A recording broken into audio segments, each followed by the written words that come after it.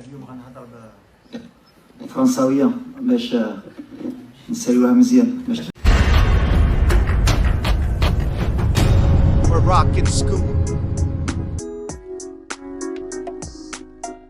محبي قناة مروكن سكوب، مرحبا بكم في هذا الفيديو.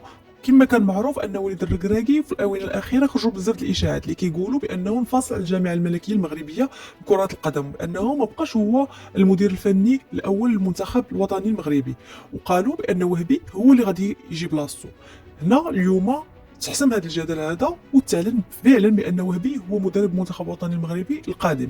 وبان وليد الركراكي في الندوه الصحفيه هو جد متاثر بهذا الوداع، وبحيث انه قال بان كيتمنى المنتخب الوطني المغربي كل التوفيق في داكشي اللي جاي. نخليكم تشوفوا الفيديو وشكرا.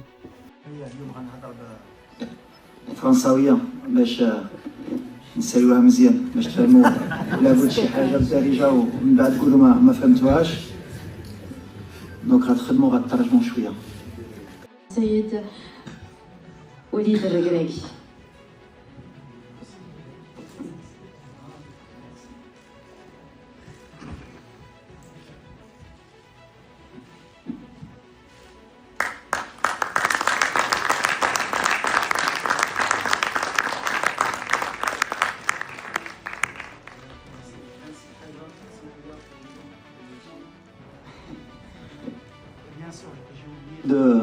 De souhaiter vraiment bonne chance à mon successeur, Inch'Allah.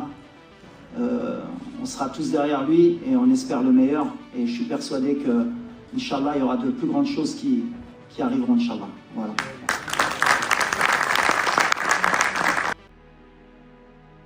شكرا لك على مشاهدتك للفيديو. نتمنى أن يكون قد نال إعجابك. نرجو منك الاشتراك في القناة وتفعيل زر الجرس ليصلك كل جديد.